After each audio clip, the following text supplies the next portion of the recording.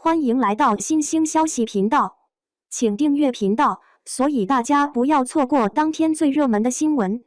我们今天的时事通讯包括以下内容：爱的28定律开播，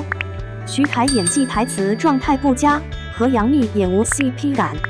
历经撤档之后，杨幂、徐凯主演的《爱的28定律》终于低调开播，因为主演流量都很高，还是当下比较热门、有话题度的姐弟恋题材，所以前期就备受关注，看好声一片，但正片效果没有预期那么好。关于男女主的状态也引发了一些争议。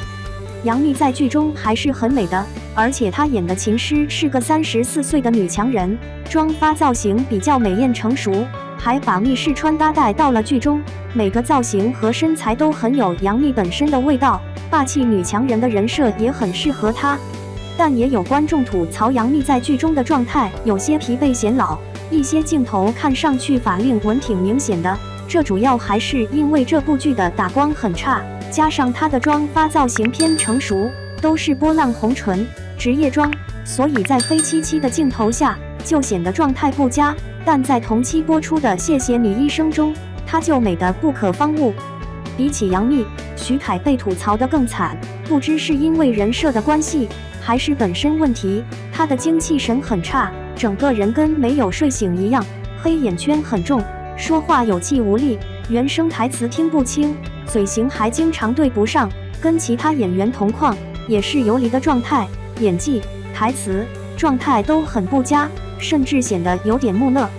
徐凯的身材也引起不少观众吐槽，正面还好，但背过身去，膀大腰圆，毫无美感。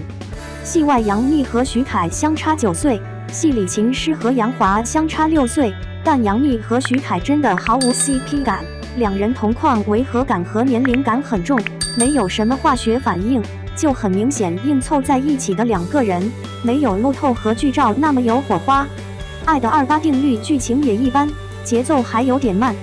杨幂饰演的女主琴师是律所首席律师，有望顶上师傅的职位，升级当合伙人，但她有一个致命的弱点，因为职业的关系，单身女律师很难进入核心层。师傅为了她的事业着想，当初把她带到律所时，欺骗老板说她已婚，这个谎一撒就是2年。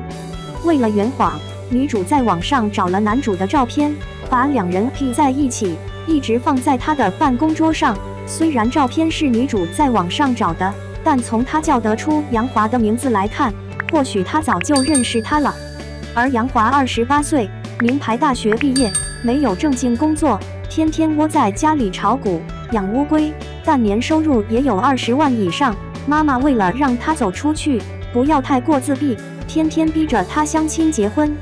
男女主第一次正式见面，就是杨华被逼着和琴师所在律所的李代律师相亲。琴师和李代是竞争对手，在宴会上，琴师老板认出了他，把他带到琴师面前。为了圆谎，琴师当着众人的面吻了他。男主也从他口中知道了自己莫名成了她丈夫一事，他没想过揭穿他，只要求他对外宣布离婚。但也因为琴师，杨华没与李代见面，妈妈气得把他扫地出门。为了应对妈妈，他想租另一个女友，来的那位就是女主。虽然两人不欢而散，但之后还是达成了协议，在事业生活上互帮互助。前期为了交代故事背景，剧情节奏有些缓慢无聊，反而是两人签订协议后，剧情才稍微有些看头。但比起徐凯、杨幂和李泽峰这对 CP 更有张力更带感。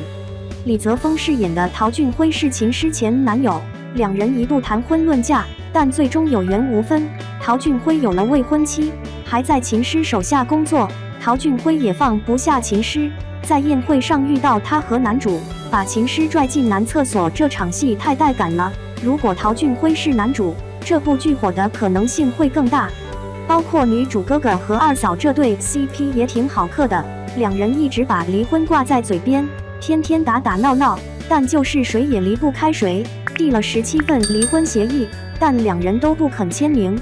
姐弟恋题材不是不能火，但选角和 CP 感真的很重要。杨幂和徐凯同框哪都不搭，跟男主的演技也有一定的关系，可能是因为人设限制，加上自身对角色的理解不到位，台词太虚，所以徐凯在这部戏里显得有点木，没有其他戏里那么灵动又有苏感。比起琴师杨华，琴师和陶俊辉反而更好嗑。